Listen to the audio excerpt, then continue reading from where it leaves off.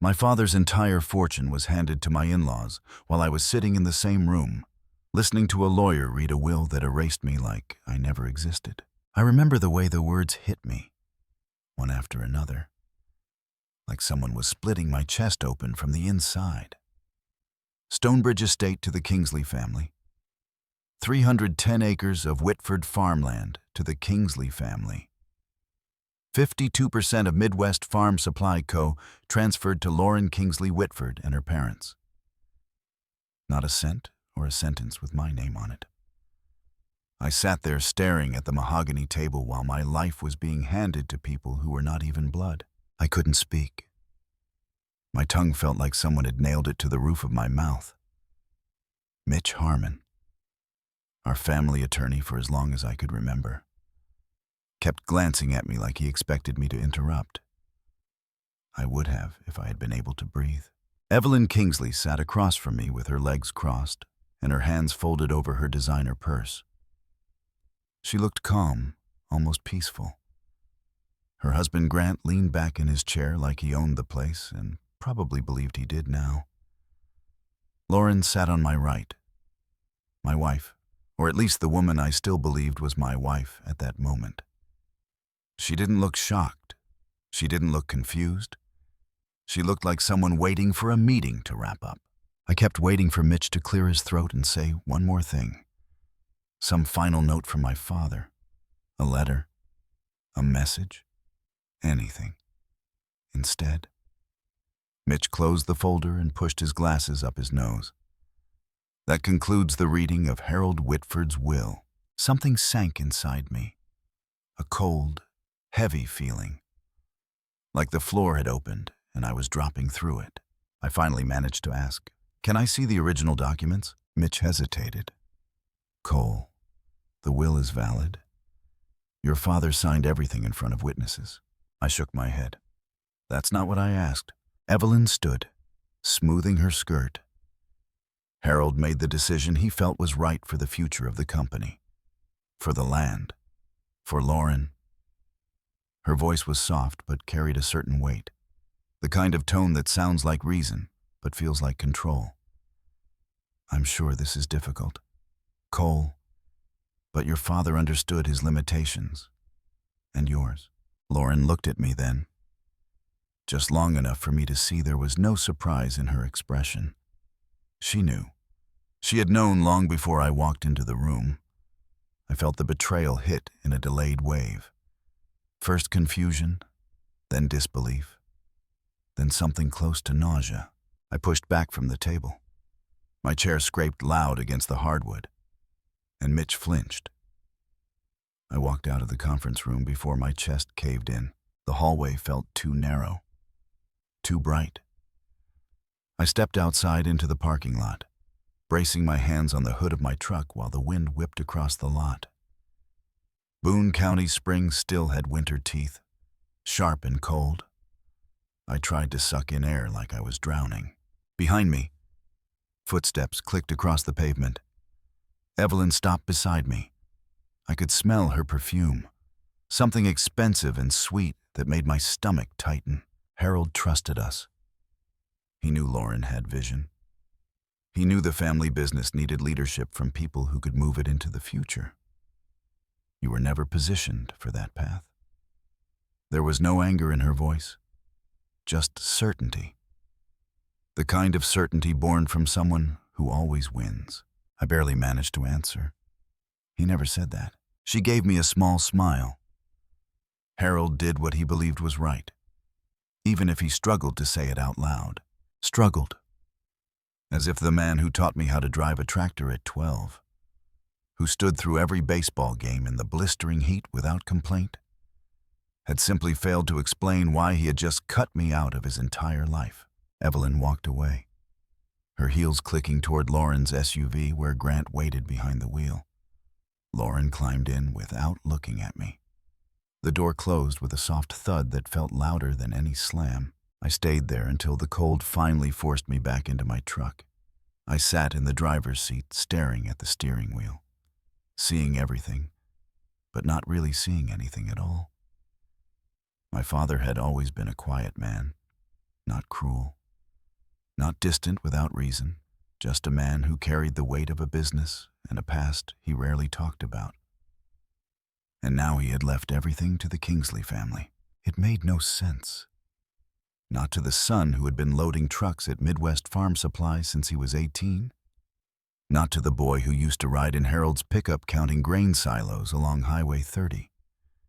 If he didn't trust me, why had he made me learn every corner of that company from the ground up? I wanted answers. I wanted something to tether me. Something that made this feel like more than a bad joke played by fate. But all I had was silence, and the sound of my truck engine coughing to life, because I finally turned the key. I drove home through the rolling farmland of Boone County, watching familiar fields pass by. Harold's fields. The fields I had assumed would one day be my responsibility. I had pictured raising a family on that land, taking my father's legacy forward. I had pictured Lauren standing beside me in the farmhouse kitchen. Now all of it belonged to the Kingsleys. When I reached the house Lauren and I shared, the lights were on. I sat in the driveway for a long time before going inside. I told myself she would have questions. She would at least pretend to be shocked. She didn't. She sat at the kitchen table scrolling her phone. She looked up, gave me a sympathetic half-smile, and said, "You knew this might happen. Dad talked to me about Harold's concerns months ago. He didn't think you were ready." I stared at her, feeling something inside me detach. "You knew about this and didn't tell me." She shrugged, turned her phone face down. "I didn't know details. Just the direction things were going. The direction things were going. Like my father cutting me out of my own bloodline was some corporate strategy they had all agreed on." I tried to speak again, but nothing came out. Lauren stood and walked past me, touching my arm lightly. "We will figure out what comes next." But for the first time since I married her, I didn't believe her. Later that night, after she went to bed, I sat alone in the dark living room, staring at the framed photo of Harold and me on a fishing trip when I was 16. He had his arm around my shoulder. He had looked proud that day. I remembered it clearly. So what the hell had changed? As I sat there, the realization crept in. The Kingsleys had won something long before that will was ever read. Control, influence, access, maybe even Harold's fears. And they all knew it but me. I stayed there until the first light of morning crept through the blinds. My entire life had been broken apart in a single afternoon, and the pieces didn't fit together anymore. That was the day I stopped believing the story I had been told about my family. And it was the day I unknowingly took the first step toward the truth my father had tried to leave behind for me. The truth that would find me sooner than I expected. The truth that would find me sooner than I expected arrived the next morning in the form of silence. A different kind of silence. Not the heavy, grieving quiet of losing my father. This one felt like the world holding its breath, waiting for me to admit that everything I had believed about my life had already slipped out of my hands. I walked into Midwest Farm Supply hoping routine would calm me. The warehouse always smelled like dust, diesel, and grain powder floating in the air. A familiar smell. A safe one. Or at least it used to be. People looked at me differently now. Some nodded without meeting my eyes. Some whispered. A few avoided me altogether. I could not blame them. Word travels fast in Boone County. The boss's son who got written out of the will was worth a conversation or two over breakfast at any diner along Route 30. My supervisor, a guy half my experience and twice my arrogance, told me that corporate wanted to review all management roles. He said this like it was routine, but he would not look at me. That was enough of a clue. Something was moving behind closed doors, and it was not moving in my direction. While I stacked pallets beside the loading dock, I saw the first sign of what the Kingsleys were planning. A group of executives I did not recognize toured the building with Grant Kingsley leading them. He pointed at equipment, nodded at managers, spoke with confidence like he already owned everything he touched. Technically, he almost did. He saw me. I expected him to turn away. Instead, he gave a polite nod, the kind of nod people in power give the men doing the heavy lifting, a nod that thanked me for staying out of the way. I kept working. My hands shook from anger or humiliation. I could not tell which. Maybe both. Tommy Alvarez found me later in the day. He leaned against the forklift, watching the executives walk out of the warehouse with their shiny leather shoes, stepping carefully around oil stains. He asked me if I was all right. He said he had heard things were ugly with the will. He tried to ease into it. But Tommy never had much of a filter. He said everyone knew the Kingsleys had wanted control of Midwest farm supply for years. He said some folks thought Harold had been under pressure long before the will was read. I asked him if he thought my father would have let anyone pressure him. He hesitated longer than I liked. Eventually, he said that grief changes people. Fear, too. Neither answer helped. When my shift ended, I drove home in silence. The house felt smaller, colder. Lauren sat at the dining table with her laptop open, the blue light washing over her face. She did not get up when I entered. She did not ask how my day was. She simply closed her computer and folded her hands like she was preparing for a conversation she had practiced. She told me her parents believed Midwest Farm Supply had been heading toward a merger with their company for years. They believed Harold had dragged his feet because of sentimentality, not business sense. According to them, the merger would stabilize both companies, especially in the unpredictable farm economy of the past decade. I asked her when she planned on telling me any of this. She said it was not her place. She said Harold never brought me into the big decisions because he worried how I would handle that kind of pressure. She said Grant had tried to talk to me once after a board meeting, but I had brushed him off. I did not remember that moment at all. I told her that every explanation she gave only pointed in one direction, a direction where the Kingsleys stood at the top and I stood outside looking in. Lauren took a deep breath. She said she loved me. But she could not ignore the fact that my father had made a decision for the future of the company. She said she had known the will might reflect that. She did not use the word knew, but she might as well have carved it into the table. I felt something crack inside me again. Not the sharp crack of surprise this time. More like the slow split of trust wearing thin. I slept on the couch that night. Not because Lauren asked me to, because walking into the bedroom next to her felt like lying to myself. The next morning, I arrived at work and found Mitch Harmon waiting for me near the loading dock. He looked tired. He looked like a man who had been making phone calls late into the night. He walked with me to the break room and told me quietly that the board had scheduled a vote to remove me from my managerial role. He said the Kingsleys were framing it as restructuring. He said there was nothing he could do because it was not a legal matter. It was corporate governance. He added that he had noticed irregularities in the timing of the revised will, but that without concrete evidence, there was no way to challenge it. I asked him if he believed my father had changed the will freely. Mitch hesitated again. Too long.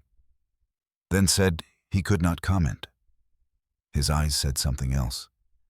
His eyes said he was not convinced either. That day went by slow. Every time I looked at a pallet, at a forklift, at the rafters of the warehouse, I saw the same building I'd grown up in. A piece of every corner carried a memory. My father showing me how to check a bill of lading. My first time lifting a grain auger. The pride in Harold's eyes the first time I handled an entire load by myself. By the afternoon, I was called into the conference room upstairs. The board sat around the table. Evelyn was there, even though she held no official role. She smiled politely as Charlotte Hale delivered the statement written for her. My presence was no longer required in management. It was framed as structural change, nothing personal. Grant thanked me for my years of service. I watched their lips move, but could not hear most of it. The room felt underwater. I nodded, shook hands, and walked out the same hallway where my father once walked with authority. Outside, I leaned against the railing of the loading dock. My chest felt tight again. I needed air. Boone County spring wind hit me, sharp and cold. I did not hear Evelyn until she was standing beside me. She told me she hoped I would take time to reflect. She said Harold had always feared I would resent the burden of leadership. She said he worried about my temper, my doubts, my lack of confidence. I turned and looked at her. She held her expression soft and controlled. She believed every word she spoke, or she had convinced herself long ago. If Harold said those things, I told her, he never said them to me. She answered that not every truth needs to be spoken out loud. Sometimes decisions carry the weight of what cannot be said. She left before I could respond. She walked toward the parking lot where a new set of Kingsley executives waited with clipboards and quiet ambition. I stood there watching the warehouse buzz without me. My place, the one I had believed was mine since I was a teenager, had vanished in less than 48 hours. While I drove home that evening, one thought pressed deeper than the rest. If my father had really believed I was unfit, he would have told me, maybe not directly, maybe not gently, but he would have told me. He had never been a coward, yet I had been removed without a chance to defend myself. And the only people who benefited were the Kingsleys. I pulled into the driveway and saw Lauren through the kitchen window. Her face was tense as she spoke into her phone. When she noticed my car, she ended the call quickly. Too quickly. She met me at the door with a stiff smile that barely touched her eyes. She asked about my day. I told her the truth. She did not seem surprised at all. Something inside me finally connected. Not proof, not evidence, just instinct shaped by years of watching people play power games around my father. Things were moving, and they had been moving long before I realized I needed to pay attention. That night, long after Lauren fell asleep, I sat in the backyard, staring at the dark outline of the fields behind our house. My father had spent his life building something for his family. Yet his family had shifted into something I did not recognize anymore. For the first time, I wondered if the truth I was searching for might not be hidden in what my father said, but in what everyone else around him had not said. And I suspected I was already running out of time to find it. But I did not know how quickly everything would begin to slip. 2 years passed in a way that did not feel like time at all. More like drifting. I worked long shifts at a smaller supply company outside Ames. Loading trucks in the cold, unloading fertilizer bags until my shoulders ached. Nobody there said anything directly, but I could feel the eyes on my back whenever someone recognized my last name. Whitford was a name that used to mean something in this county. Now it meant the son who got cut out. The son who must have done something wrong. I lived in a small apartment above an engine repair shop.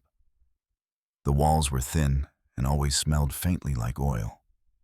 At night, I listened to the wind hit the siding and wondered how everything had drifted so far away from the future I thought I had. The only person who stayed close was Tommy Alvarez. He would swing by after his shift, bringing takeout or a six-pack. He always acted casual, but I knew he was checking on me. He had been there when my father taught me how to operate a forklift. He had seen Lauren at her best and her worst, and he had watched me lose everything without the chance to fight back. One evening, Tommy sat on the old couch while I went through a dusty box of my father's belongings. He asked why I kept all that stuff sealed up for so long. I told him it hurt to look at any of it. He nodded and said that maybe it was time to face it anyway.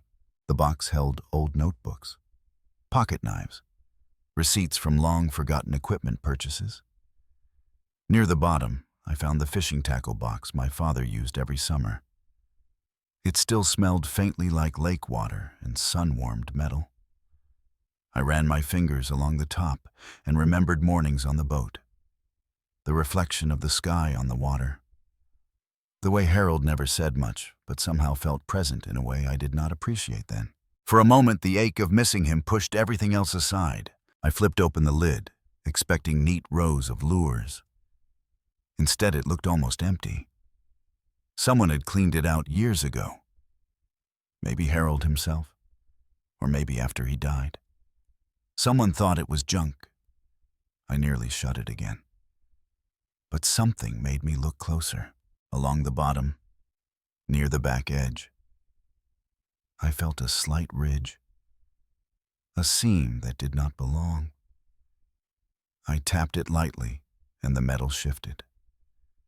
A false panel popped loose in my hand. Behind it was a small key and a folded note, yellowed but still crisp around the edges. The note carried my father's handwriting. Safe deposit box 1173. For coal only. The world around me went quiet. Tommy leaned forward, his face suddenly serious. He asked if I knew anything about that box. I said no. My father had never mentioned a second deposit box. The only one I knew about had been emptied when the will was executed. I stared at the key. It looked new. He had hidden it on purpose. And he had hidden it where he knew only I would find it. In the one object tied to the one place we always connected. That night I barely slept. Every time I closed my eyes, I saw Harold sitting on the lake, tossing a lure out and reeling it in slowly, as if waiting for me to ask the right question. By morning, I could not stay still. I drove to First National Bank, gripping the key so tight my hand hurt. The banker looked at the number and checked her screen. She asked me to wait a moment. When she returned, she told me Box 1173 listed 2 authorized individuals, Harold Whitford and his son, Cole Whitford. No one else. Not Lauren, not the Kingsleys. She led me through the steel door into the vault. It felt colder than I expected. Rows of boxes lined the walls, silent and heavy with the weight of private lives. She unlocked the top mechanism with her master key and stepped aside so I could use mine. The lock clicked. I pulled open the drawer. Inside was a small pile of objects, a black USB drive, a thick envelope, a compact video camera with batteries beside it. Everything arranged neatly, almost carefully, as if he had expected me to open it one day. The banker left me alone. I sat on the small bench staring at the camera, my pulse thudding in my ears. I did not know what I was about to see, but I knew whatever it was, it would change something inside me forever. I brought the items back to my apartment. Tommy was already waiting outside because I had called him on the drive home. We set the camera on the coffee table and connected it to the old television. When I pressed play, the screen flickered and my father appeared. He looked older than I remembered. Not physically older, more like worn. His shoulders seemed heavy, his eyes tired in a way I had not seen before. He sat at his office desk, the same one he had used for nearly 3 decades. He began speaking quietly. He said that if I was watching the recording, then something had happened before he could make things right. He said there were truths he had been too afraid to share while he was alive. He spoke about the early years of Midwest farm supply, years marked by bad harvests and crippling debt. He said he had signed loan paperwork improperly to save the business, and that the mistake had stayed buried until it landed in the wrong hands. He said Evelyn had confronted him with the documents, that she told him she would reveal everything unless he signed a revised will transferring control of the company to the Kingsley family. She told him she could make sure the investigation looped me in as an indirect beneficiary, that I could be charged or at least dragged through the ruin of his decisions. He said he believed her. She had influence and connections, and he feared what she could do. I could not breathe. Tommy looked at me with wide eyes, shaking his head in disbelief. my father kept speaking. He said he had created another will, a true one, and that he had placed it with someone he trusted. His brother Riley, the uncle I had not seen in years, the uncle I assumed had left the family because of pride. Now I learned it had been because of lies planted by Evelyn to isolate him from Harold. My father ended by saying he loved me, that I was the one he had always believed in, even if he never found the words. He said everything he had done was to protect me, even if it looked like betrayal. The video cut to static. The room felt too small, the air too warm, my heartbeat too loud.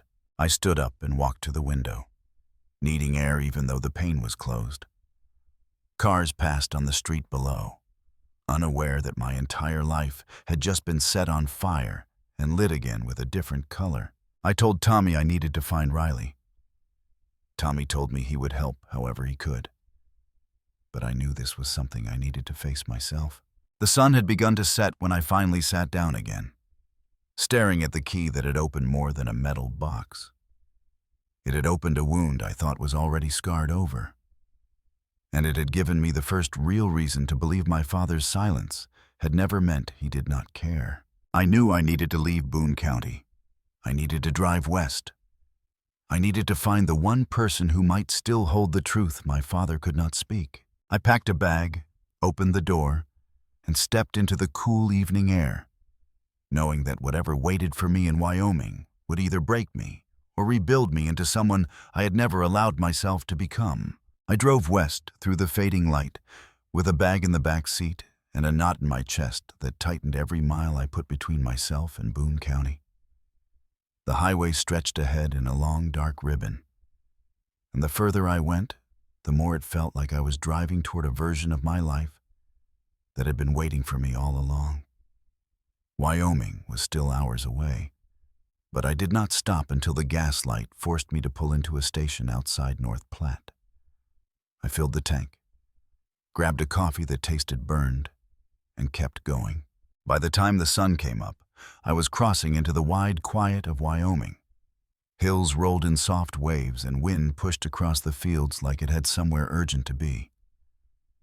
I followed the directions Riley had given me the last time we spoke years before everything fell apart. I had no idea if he still lived there, but something in my gut told me he would not have moved. Men like my uncle did not run from quiet places. They ran to them. I reached his property near mid-morning. A gravel road twisted between pines and opened to a clearing where a small cabin stood. Smoke drifted from a metal chimney. A truck sat parked near the porch. My hands tightened around the steering wheel. I pulled in slowly, half expecting someone else to step out. Maybe one of the Kingsleys or someone working for them, but only the wind met me. When I climbed out of the truck, the cabin door opened. Riley stepped into the light, wearing an old flannel shirt and jeans faded to a soft blue. His hair had gone gray, but his eyes were still sharp.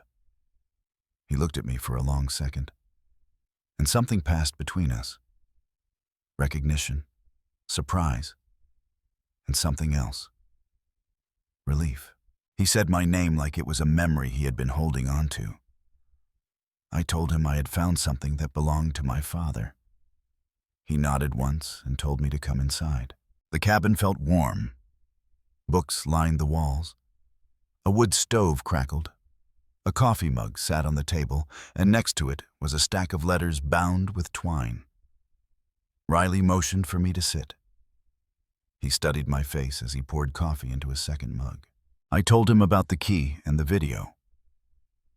He closed his eyes when I described the part where Harold said Evelyn had used the old loan documents as leverage. Riley opened them again slowly, and the anger there surprised me. He said he had suspected something long before he left Boone County, but he had never been able to prove anything.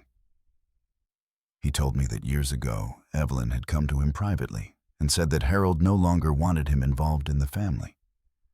She said Harold believed Riley was holding the company back.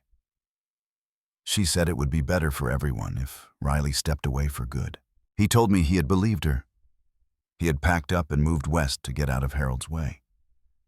He said Harold called him a few times afterward, but Riley was too proud to pick up. It had taken him years to realize something was off. When Riley finished speaking, he stood and walked toward the back door. He told me to follow him. We stepped outside and crossed a small patch of ground to an earth-sheltered structure built into the hillside. It looked like an old root cellar. He unlocked the heavy door and led me down a short set of steps. The air inside was cool. Shelves lined the walls. At the end of the room sat a steel safe bolted to the concrete floor. Riley knelt, unlocked it with a code, and pulled the door open. Inside were several folders and a sealed envelope with my name written in my father's handwriting. My chest tightened. Riley handed me the envelope with a steady hand. I opened it slowly. Inside was my father's true will and a letter. The letter explained everything he had not been able to say. It explained that the Kingsleys wanted full control of the company to merge it with their own and use the combined assets to hide their financial losses from a series of failed investments. It explained that if he had not signed the revised will, they would have exposed the old loan documents and risked dragging me down with him. There were other items in the safe. Printed emails showing conversations between Evelyn and a banker who had handled the rediscovered loan file. Notes Harold had taken during a private meeting with her. Transcripts of recorded calls he had saved onto the USB now sitting in my bag. I felt the ground shift under me. Everything I had believed about my father and myself was being rewritten. The man I thought had abandoned me had been fighting for me until the day he died. I asked Riley why he had never reached out. He said he hoped Harold would find a way to fix the mess. He said Harold had called him a week before he passed, but the call had been short and strange. Like Harold wanted to tell him something, but could not. After Harold died, Riley decided to hold on to everything and wait. He believed one day I would come looking for answers. We walked back to the cabin. The wind picked up and the smell of pine filled the air. I felt exhausted and wired at the same time. Riley poured more coffee and told me I needed to be careful. He said people like the Kingsleys did not lose quietly. He said if they suspected I had found something, they would not let it go. I stared at the envelope in my hands and understood that every road now pointed toward one place, Boone County, and toward the people who had carved my father's legacy out from under me. Before I left, Riley gave me copies of everything in the safe. He said he would keep the originals secure. As I stepped out of the cabin, he placed a hand on my shoulder and told me Harold would be proud that I had come looking rather than letting the story end the way the Kingsleys wanted it to. I drove away with his documents on the passenger seat. The sky hung low and gray, and the wind pushed at the truck like it wanted me to go faster. I kept replaying my father's voice in my head, the way he said my name, the way he apologized for not protecting me. It was strange how the same man could feel closer to me in death than he ever had in life. Somewhere near the state line, I noticed a truck in my rearview mirror. A dark pickup. It kept its distance, but stayed behind me for miles. When I slowed, it slowed. When I sped up, it did the same. My pulse kicked up. Maybe it was nothing, or maybe the Kingsleys already knew I had left town. At a rest stop, I pulled off suddenly. The truck continued down the road without hesitation. My breath left me in a rush. Maybe I was imagining threats because I had been living under them too long. Or maybe paranoia was just a reasonable response now. I got back on the highway and kept driving. The gravel of Boone County felt different when I returned. Like the land itself knew what I had brought back with me. Answers. Evidence, and the beginning of a fight I had not planned for, but could no longer avoid. Lights from the small towns glowed faint on the horizon as I made my way home. I thought of my father. I thought of Evelyn and the board and Lauren. I thought of everything I had lost and everything that might still be mine, if I had the courage to claim it. I pulled into the empty lot behind my apartment and cut the engine. The silence settled in again. A different silence this time. Not grief, not fear. Something steadier. Something that felt like the beginning of a path I could finally see. I sat there for a moment, staring at the documents that would change everything, and felt the weight of what was coming settle across my shoulders. The kind of weight a man either breaks under or rises against. The kind of weight a man either breaks under or rises against did not let me sleep that night.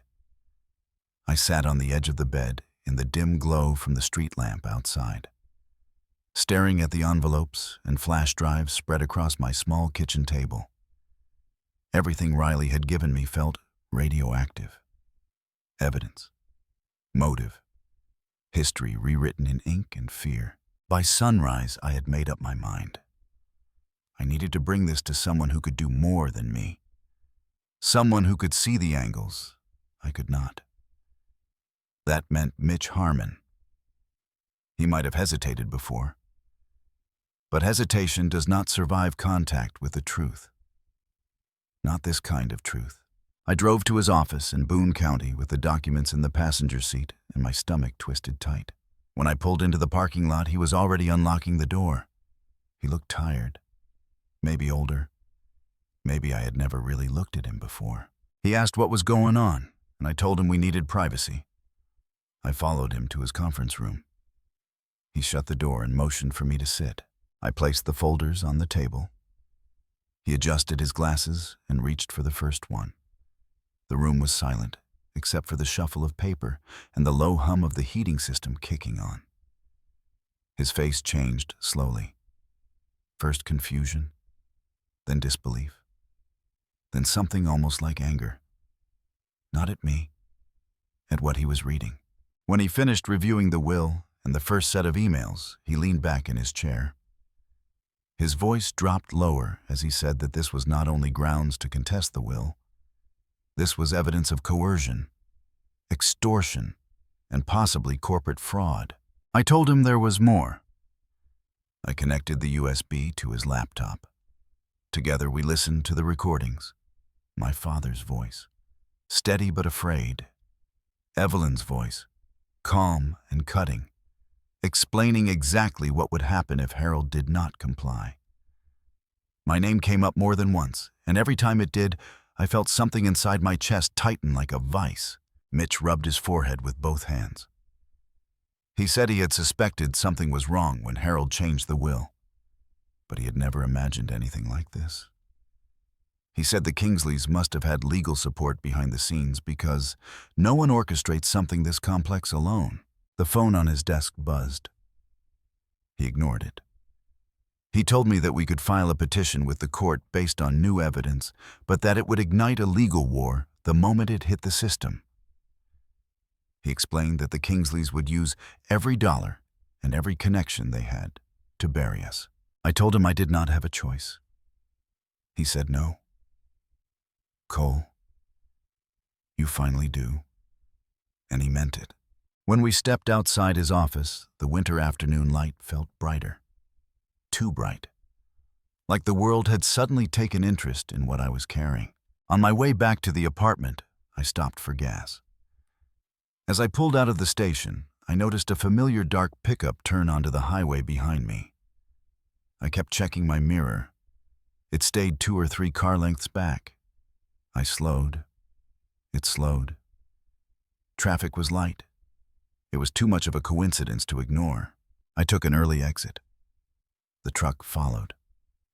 My pulse hammered. I turned again into an industrial park. The truck drifted past the intersection and kept going. Maybe it was nothing. But maybe Riley had been right to warn me. I reached my apartment and climbed the steps. Every noise made my nerves jump. When I opened my door, I found Tommy sitting on the floor outside, leaning against the wall with a sandwich in hand. He stood when he saw my face. He asked where the hell I had been and why I looked like someone had tried to run me off the road. I told him everything. Not every detail, but enough for him to understand that this was no longer about inheritance or pride. This was about truth and danger. He whistled under his breath and said he had seen trouble brewing at the company, too.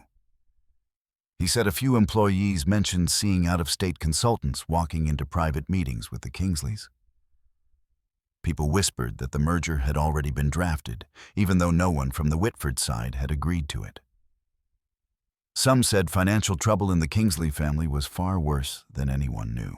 It matched what was in my father's documents. I heated water for coffee, but could not bring myself to drink any. My hands felt unsteady. Tommy asked what the plan was. I told him Mitch would file the petition. That part was clear. But everything after that was fog, thick and unpredictable. He put a hand on my shoulder and told me I needed to be careful. Men who play with power do not like losing it. Later that night, the apartment felt too still. I sat on the edge of the bed again with the window open just enough to let the cold in. I listened for that truck, for footsteps, for anything out of place. Nothing came. Sometimes the quiet is worse because it lets your mind fill the gaps with all the things you hope are not true. I picked up the letter from my father again. A part of me still wanted him to walk through the door and explain all of this in a way that made sense. But another part finally understood that he had left me everything he could. In the only way he knew how. Before going to sleep, I gathered the documents and packed them into a locked metal case. I slid the case under my bed. I do not know why that felt important, but it did. The next morning, the air outside was sharp and gray. I grabbed the case and headed to my truck. As I turned the corner, I stopped. A tire track cut across the gravel where there had been none the day before. It was fresh, deep, and the pattern did not match any car that parked in this lot. Someone had been here. I felt the weight in my throat again. This time it did not come with fear. It came with certainty. The Kingsleys were not waiting for the legal process to begin. They were already watching. Maybe listening too. Maybe planning their next move. I slid the metal case into the truck, started the engine, and pulled out of the lot. I knew exactly where I needed to go. If I was going to survive what was coming, I needed more than evidence. I needed allies. I turned toward Boone County as the sky lightened behind me. Whatever happened next, it would happen there. In the place where my father built everything, and where others had tried so hard to erase me. The wind kicked across the highway as if trying to push me forward. I gripped the wheel tighter and kept driving. As the sky behind me turned from gray to the pale blue of a cold Midwestern morning. The farther I got from my apartment, the clearer my mind felt. I had spent 2 years running from questions I was afraid to ask. Now I was heading straight toward the people who had been asking them for me. I reached Boone County just after 9. Frost still clung to the edges of the fields. I parked 2 blocks from the courthouse and walked with the metal case under my arm, feeling the weight of everything inside it. A truck slowed as it passed me, the engine rumbling, the driver hidden behind a tinted window. My pulse jumped, but the truck kept going. Maybe I was being watched, or maybe I had crossed into a part of my life where everything felt like a threat. Mitch Harmon met me at his office door with a stack of documents in his hand. He said he had already begun drafting the petition and that he wanted to move quickly before the Kingsleys sensed what was coming. I told him I thought they already knew. His expression tightened. Inside the conference room, I set the metal case on the table and unlocked it. Mitch spread out the documents again with a different kind of focus. The kind that comes from having a clear target. He said the recordings alone were enough to justify an emergency hearing. The emails and the original would force the court to reevaluate the legitimacy of everything the Kingsleys had pushed through. He paused over the letter my father wrote. His voice softened. He said Harold had been a good man, caught in a bad corner, and that fear can twist the best people into silence. I asked if silence counted as a mistake. He said sometimes silence is the only shield someone thinks they have. We were still talking when Mitch's phone buzzed with a call from a local reporter.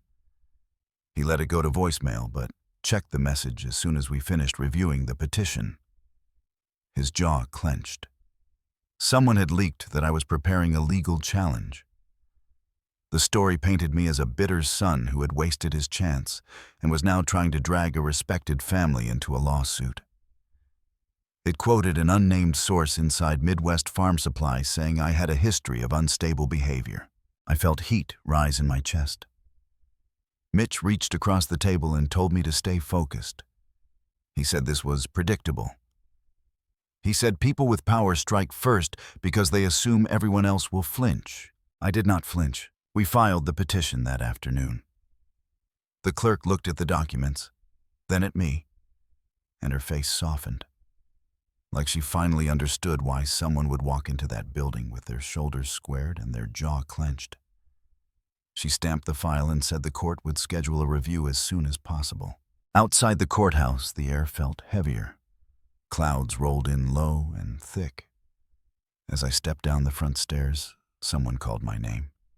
I turned to see Lauren standing near a bench, holding her phone like she had rehearsed something before I arrived.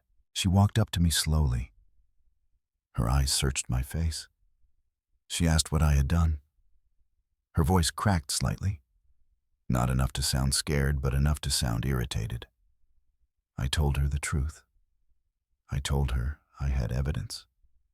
I told her I knew what her parents had done, what they had forced my father to sign, what they had taken from me. She shook her head sharply.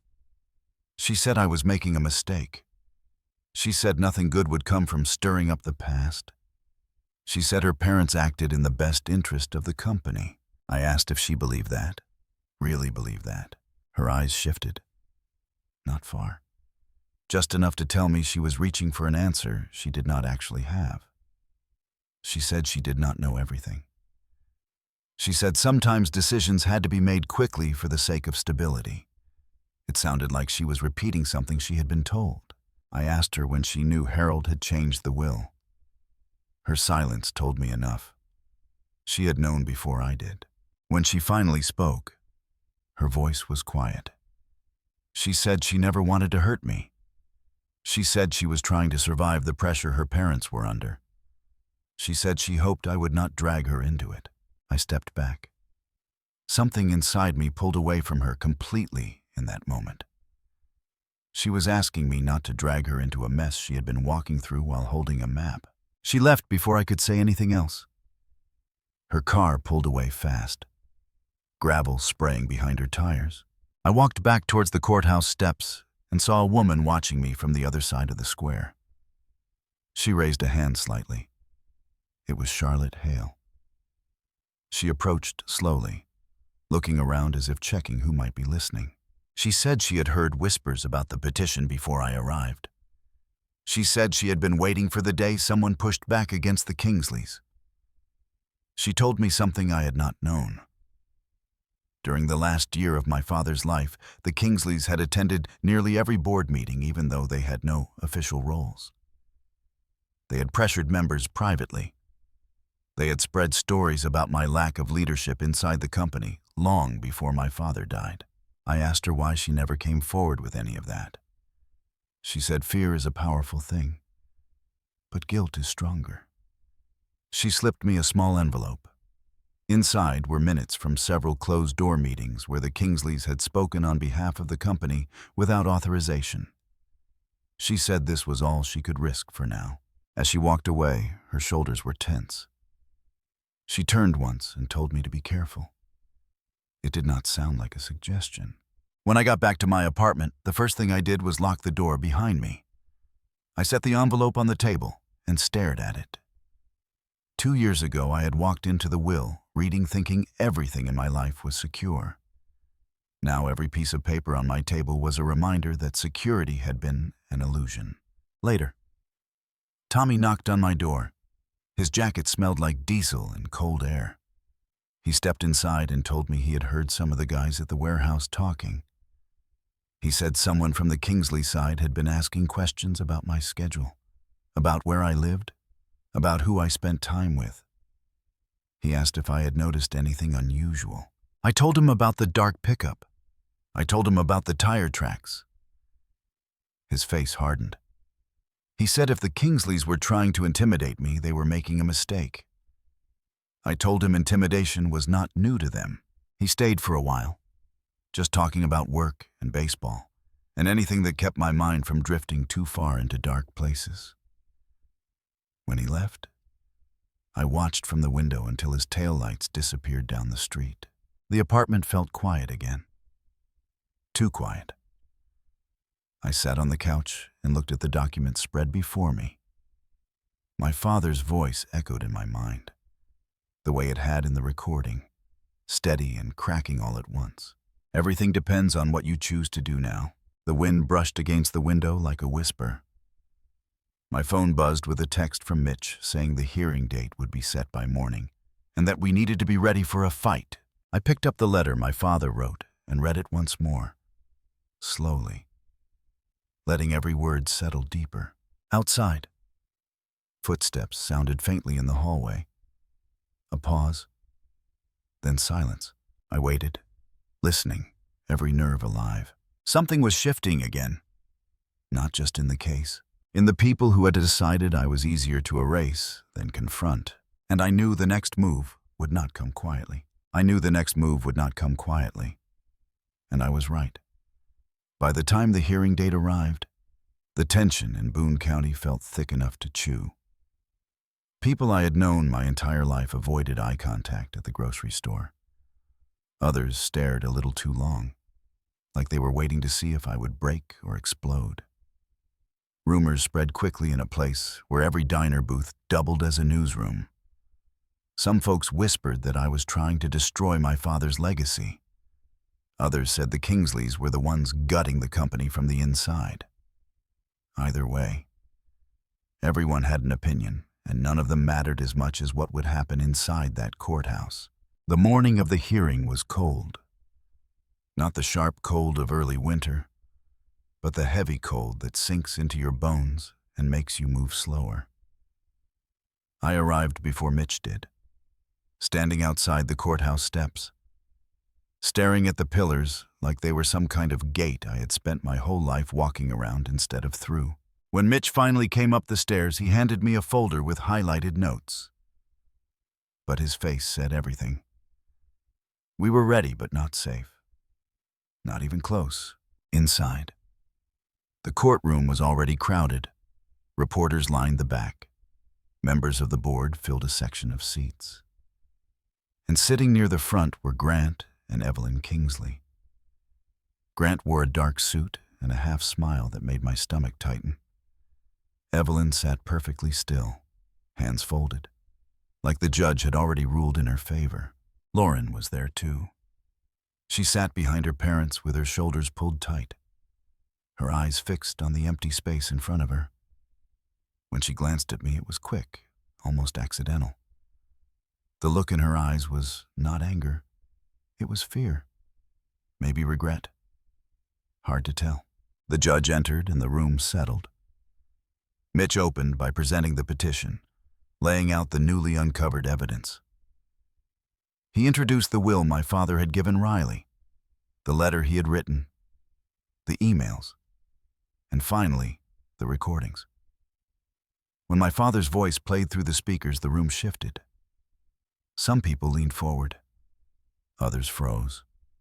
Even the judge's expression softened slightly. When Evelyn's voice came through next, calm and cutting, the tension snapped like a rope pulled too tight. Her tone left no room for interpretation. She was threatening a man who spent his life giving more to his family and his employees than he ever took for himself. Grant leaned forward in his seat, elbows on knees, jaw clenched. He looked like a man watching the ground open under his feet. Their attorney objected at nearly every turn, claiming the recordings were taken out of context or improperly stored. The judge overruled each objection. Mitch presented verification from a forensic analyst confirming the file integrity. Then he introduced the minutes Charlotte Hale had provided. Charlotte stood and testified.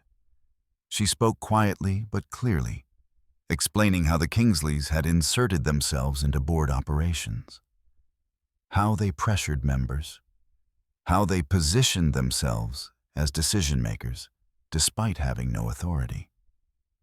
She also admitted she had been afraid to speak up until now. The courtroom was silent while she stepped down, her hands trembling slightly as she returned to her seat.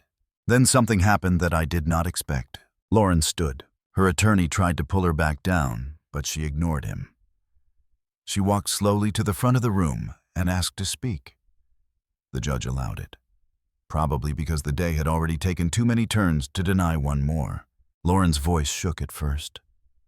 She said she had known her parents were pushing for control of the company, but had not understood how far they had gone. She said she had been told that my father was mentally failing. She said she believed them because she had wanted to, because it made her life easier. Then, she said something that cut deeper than anything she had ever spoken to me. She said she had seen an email months before Harold died, an email her mother had shown her. In it, Evelyn outlined the revised inheritance plan. Another attachment had listed steps needed to justify the revision if the board or public questioned it. She said she had deleted the email, but the memory of it had never left. When she finished speaking, her parents stared at her like she had betrayed them. Maybe she had. Maybe she finally understood what betrayal felt like. Grant whispered something into his attorney's ear. The attorney stood and claimed Lauren was confused, that she was emotional, that none of her statements should be considered because they were not backed by evidence. Mitch stayed calm. He reminded the court that her testimony supported the documents already submitted. Then the judge asked if the Kingsleys had anything else to present. Grant's attorney said yes. He suggested that the recordings had been tampered with, implying my father had been unstable during his final months. He said the stress of running a large agricultural company had taken its toll, and that Harold was prone to paranoia at the end of his life. Hearing that made something inside me ignite. Harold had been many things: stubborn, quiet, hard. But he had never been unstable. He had never been paranoid. He had been afraid. Yes, but fear is not madness. Fear makes you see what you have tried to ignore. Before Mitch could respond, the judge cut in. He said he had heard enough. He said the evidence presented showed deliberate coercion. He said the original will had been compromised. And he said the true will, the one my father had entrusted to Riley, would be reinstated pending final verification. Gasps filled the room. Reporters scrambled for their phones. Evelyn stood abruptly, her chair scraping across the floor. Grant muttered something under his breath, something sharp that his attorney quickly tried to smooth over. I stayed still. It felt like the world was moving around me, but I was anchored in place. For the first time since my father died, the truth felt solid enough to hold. The judge continued speaking, but my ears rang. Words like undue influence and fraudulent inducement drifted over the room. Legal terms. Terms that meant everything and nothing at the same time. When the session finally adjourned, people spilled into the hallway like air released from a valve. Some looked at me with sympathy, some with caution. Some avoided my eyes, like they might catch whatever battle I was fighting. I stepped into the cool air outside the courthouse and let out a breath I felt like I had been holding for months. Mitch joined me, adjusting his coat. He said this was only the beginning. He said criminal charges might follow. He said the Kingsleys would push back in every way possible. I nodded. I knew all of that already. But for the first time, I felt ready. As we talked, Lauren walked out of the building. She kept her eyes down, her face streaked with tears she did not bother hiding. She paused near us, but did not speak. I could feel words building in my throat, but I swallowed them. Whatever she was carrying was hers now, not mine. She walked away slowly, shoulders slumped. Her parents rushed past her to their car, faces tight with fury and fear. I watched them drive off until their taillights disappeared into the swirl of courthouse traffic. Mitch placed a hand on my shoulder and said we had gained ground today, but the fight was far from over. I told him I understood. But as I stood on those courthouse steps, while the cold wind cut across the square, I felt something I had not felt in a long time. Momentum. The truth was moving, and so was I. Momentum carried me through the rest of that day and into the next morning, as if something inside me had finally stopped dragging its feet and started catching up with the life I was meant to live. The air felt different when I stepped outside. Clearer, colder, honest in a way Boone County had not felt in years. The court's decisions spread through town faster than any wildfire. Some people avoided me. Some nodded with a quiet kind of respect. A few old farmers I had known since childhood slapped my shoulder and told me Harold would be proud. I did not know if that was true, but hearing it no longer felt like a lie. A week after the hearing, I drove out to Stonebridge Estate, my father's house, the house that had belonged to 4 generations of Whitfords. The gravel drive curved through dormant trees and opened onto the 3-story Victorian structure that once felt too big for any one family. The place looked the same as the day I watched movers carry my father's things out after the will was executed. Same wraparound porch, same tall windows. But it felt different now, like it had been holding its breath waiting for someone to come home. I unlocked the front door and stepped inside. Dust floated in the sunlight, spilling across the hardwood floors. The air smelled like old cedar and stale winter. I walked through each room slowly, letting the memories land without rushing them away. The dining room my mother decorated every holiday. The staircase where Lauren once laughed as she slid down the railing. The study where Harold kept every ledger back when the company was small enough to fit on 2 shelves. I stopped in that study and sat in his chair. It creaked the way it always had. On the desk sat the same brass lamp I remembered, its shade slightly crooked. I ran my hand across the wooden surface and felt grooves carved by decades of work. I pictured Harold sitting there, late at night, trying to protect everything he built, while the weight of his past pressed hard against his ribs. The last drawer on the right stuck as usual. I pulled harder until it gave way. Inside, buried beneath old invoices and loose pens, was a framed photograph. I lifted it and felt my throat tighten. It was me as a newborn in my father's arms. His face wet with tears and his forehead pressed to mine.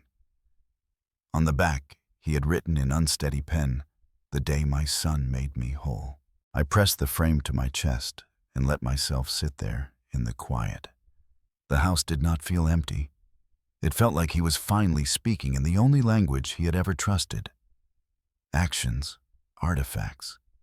A father trying to say all the things he could not find words for.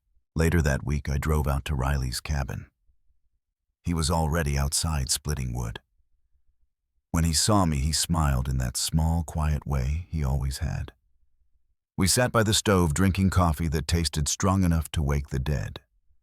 I handed him a copy of the judge's ruling. He read it twice, then folded it neatly like it was something sacred.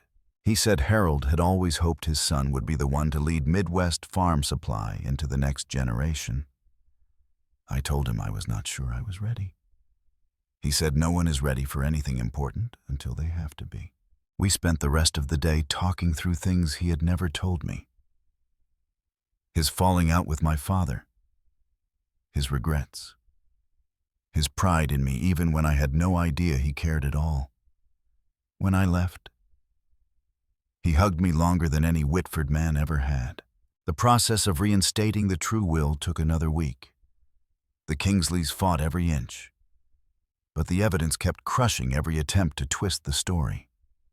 Criminal charges were filed, Investigations expanded into their corporate dealings. Their merger plans collapsed publicly. Investors pulled back. The Kingsley name went from respected to radioactive overnight.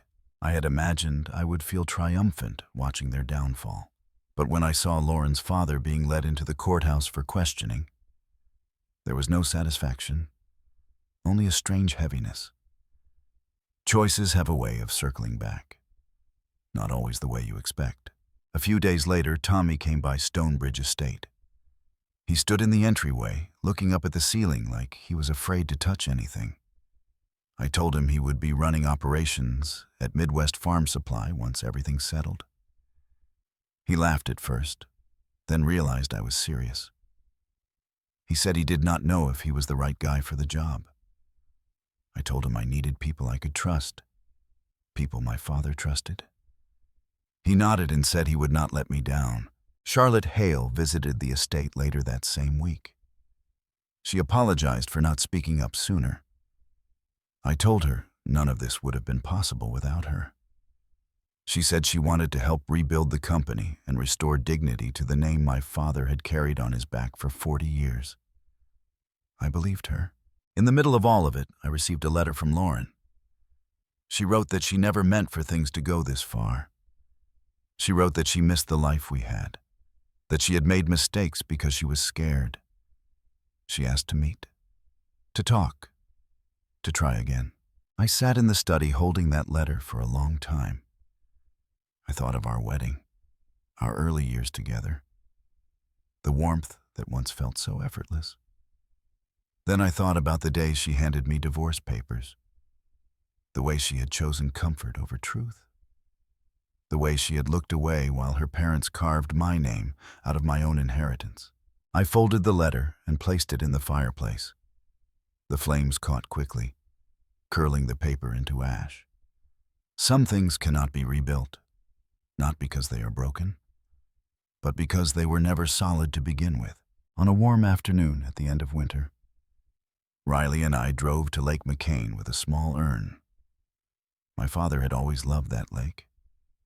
It was where he went to think, to breathe, to remember who he was when the business became too loud. We walked to the water's edge. The sun reflected off the surface like a silver sheet. I opened the urn and let the wind carry him into the air, into the place where he had taught me how to fish and how to listen without speaking. Riley placed a hand on my shoulder. Neither of us said anything. In the months that followed, I returned to Midwest Farm Supply as chairman. I made decisions slowly and carefully. I asked more questions than people expected. I listened. I watched. I learned from the warehouse floor up, the same way I always had. The employees who remembered my father greeted me with nods that carried history.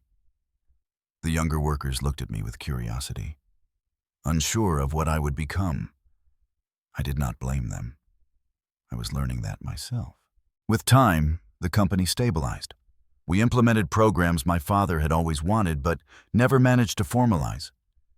Emergency funds for farmers hit by unexpected drought. Better benefits for the warehouse staff. Leadership training programs for young people in the county. The company felt different. Maybe because I finally felt different. Stonebridge Estate became more than a house again. Riley visited often. Tommy came by on weekends. The halls no longer echoed the way they once did. Some nights, I sat by the window in my father's study and looked across the pastures. I could almost hear Harold's steady footsteps in the hallway. He had not lived to see the truth come out, but he had trusted me enough to leave the path open. That mattered more than any inheritance ever could. Now when people said my name in Boone County, it did not sound like pity or curiosity. It sounded like something earned. And as I sit here finishing this story, I can feel the weight of everything that came before settling in a place that no longer hurts. If you have ever fought your way through something that tried to break you, if you have ever carried a truth no one else wanted to face, or if you have ever needed a reminder that standing up matters even when you stand alone, share your own story. Leave a comment. Tell me what you have carried and what you have overcome. Your voice might be exactly what someone else needs to hear.